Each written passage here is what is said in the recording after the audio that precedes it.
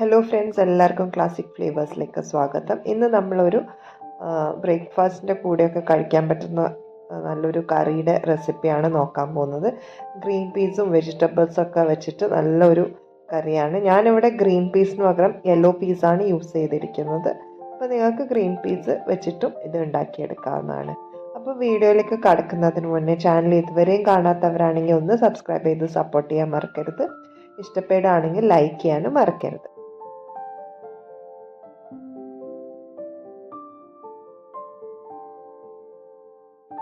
അപ്പോൾ നമുക്ക് ആദ്യം തന്നെ ഒരു കപ്പ്, ഞാൻ ഇവിടെ പറഞ്ഞല്ലോ യെല്ലോ പീസാണ് എടുത്തിരിക്കുന്നതെന്ന്, അപ്പോൾ അത് ഒന്ന് കുതിർത്തിട്ട് ഓവർനൈറ്റ് കുതിർത്തിട്ട് 2 വിസിൽ വരുന്നവരെ ഒന്ന് വേവിക്കാൻ വെക്കുന്നത്. അപ്പോൾ അതൊന്ന് വെന്ത് വരുന്നത് വരെ നമുക്ക് ബാക്കിയുള്ള ഇൻഗ്രീഡിയൻസ് ഒക്കെ റെഡിയാക്കാം. അതിനായിട്ട് ഒരു കടായി അടുപ്പത്ത് വെച്ചിട്ടുണ്ടായിരുന്നു. അതിലേക്ക് 1 ടേബിൾ സ്പൂൺ വെളിച്ചെണ്ണയാണ് ഒഴിച്ചു കൊടുക്കുന്നത്. പിന്നെ 1 ടീസ്പൂൺ കടുകിട്ട് ഒന്ന് പൊട്ടി വരുന്ന സമയത്ത് നമുക്കതിലേക്ക് ഒരു സവോള കനം കുറഞ്ഞ് അരിഞ്ഞത് ഇട്ട് കൊടുക്കുന്നുണ്ട്. അതുകൂടി ഒന്ന് വഴറ്റിയെടുക്കണം. അപ്പോൾ ഇതൊന്ന് വഴന്ന് വരുന്ന സമയത്ത് ഞാൻ ഇതിലേക്ക് ഒരു ചെറിയ കഷ്ണം ഇഞ്ചി ഒന്ന് ചോപ്പ് ചെയ്തതും 2 പച്ചമുളകും 4-5 വെളുത്തുള്ളി ചെറുതായിട്ട് അരിഞ്ഞത് കൂടി ഇതിലേക്ക് ചേർത്ത് കൊടുക്കുന്നുണ്ട്. ഇതൊന്ന് വീണ്ടും നമ്മളൊന്ന് ഇളക്കി കൊടുക്കുന്നുണ്ട്. ഒന്ന് സോട്ട് ചെയ്തെടുക്കണം നമുക്കിത്. അപ്പോൾ ഈ ഒരു സമയത്ത് ഞാൻ ഇതിലേക്ക് 1 ടീസ്പൂൺ ഉപ്പും 1/2 ടീസ്പൂൺ മഞ്ഞൾപ്പൊടിയും കൂടി ചേർത്ത് കൊടുക്കുന്നുണ്ട്. നന്നായിട്ടൊന്ന് മിക്സ് ചെയ്ത് കൊടുക്കാം. എന്നിട്ട് കുറച്ച് നേരം എടുത്തിട്ട് തന്നെ നമുക്കിതൊന്ന് വഴറ്റിയെടുക്കണം. ആ ഒരു സവോളയുടെ കളറൊക്കെ ഒന്ന് ചേഞ്ച് ആവുന്ന വരെ നമുക്കൊന്ന് വഴറ്റിയെടുക്കാം.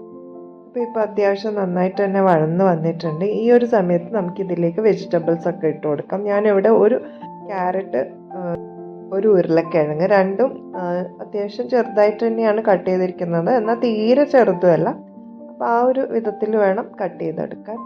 ഇനി ഇത് ഒന്ന് വഴറ്റിയെടുക്കാം. കുറച്ച് നേരം ഒന്ന് ആ എണ്ണയിൽ കടന്നൊന്ന് വഴന്നതിന് ശേഷം നമുക്കിതിലേക്ക് നമ്മൾ നേരത്തെ വേവിച്ച് വെച്ചിരിക്കുന്ന പീസ് ഉണ്ടല്ലോ, അതിൻ്റെ ആ ഒരു വെള്ളത്തോടു കൂടി തന്നെ നമ്മൾ ഇതിലേക്ക് ഒഴിച്ചു കൊടുക്കുകയാണ്. ആ വെള്ളത്തിൽ കിടന്നിട്ട് തന്നെയാണ് നമ്മൾ ഇതും കൂടി ഈ വെജിറ്റബിൾസ് കൂടി ഒന്ന് വേവിച്ചെടുക്കുന്നത്. നിങ്ങൾക്ക് ഈ സമയത്ത് ഇതിലേക്ക് ബീൻസോ ക്യാപ്സിക്കോ പിന്നെ വേറെ ഏതെങ്കിലും വെജിറ്റബിൾസ് ഒക്കെ ഇടാൻ ഇഷ്ടമുണ്ടെങ്കിൽ അതൊക്കെ ഇതിലേക്ക് ചേർത്ത് കൊടുക്കാവുന്നതാണ്. ഞാനിവിടെ ക്യാരറ്റും ഉരുളക്കിഴങ്ങും മാത്രമേ ഇട്ട് കൊടുക്കും. ഇനി ഇത് ഒന്ന് അടച്ചു വെച്ചിട്ട് കുറച്ച് നേരം ഒന്ന് കുക്ക് ചെയ്തെടുക്കണം. ആ വെജിറ്റബിൾസ് ഒക്കെ വെന്ത് കിട്ടും.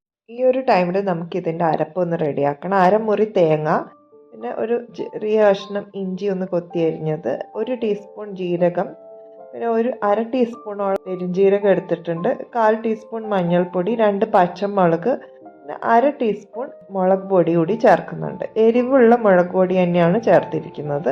നന്നായിട്ട് മഷി പോലെ ഒന്ന് അരച്ചെടുക്കണം.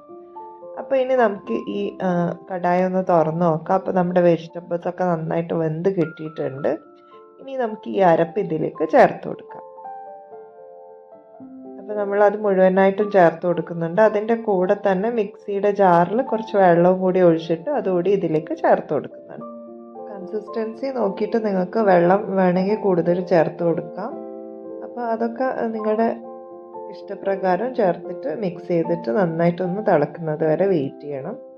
ഈ സമയത്ത് ഉപ്പൊക്കെ ഒന്ന് നോക്കാം. ഞാൻ നോക്കിയപ്പോൾ കുറച്ച് കുറവായതുകൊണ്ട് 1/2 ടീസ്പൂൺ ഉപ്പ് കൂടി ചേർത്ത് കൊടുക്കുന്നുണ്ട്.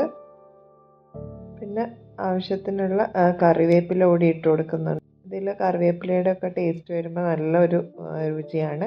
അപ്പോൾ ഇത് അത്യാവശ്യം നന്നായിട്ടൊന്ന് തിളച്ച് വരാൻ തുടങ്ങുന്നുണ്ട്. ആ സമയത്ത് ഞാനിതിലേക്ക് കുറച്ച് ഗരം മസാല കൂടി ചേർത്തിട്ട് ഒന്ന് അടച്ചു വെച്ചിട്ട് നമുക്കൊന്ന് നന്നായിട്ട് വെട്ടി തിളയ്ക്കുന്നത് വരെ വെയിറ്റ് ചെയ്യാം. അപ്പോൾ ഇപ്പോൾ നന്നായിട്ട് തിളച്ച് വന്നിട്ടുണ്ട്. നമ്മുടെ കറി നല്ല അടിപൊളിയായിട്ട് വന്നിട്ടുണ്ട്. ഒന്നുകൂടി ഒന്ന് ഇളക്കി കൊടുത്തിട്ട് നമുക്ക് ഫ്ലെയിം അങ്ങ് ഓഫ് ചെയ്യാം. നമ്മുടെ ടേസ്റ്റി ആയിട്ടുള്ള പീസ് കറി ഇവിടെ റെഡിയാണ്.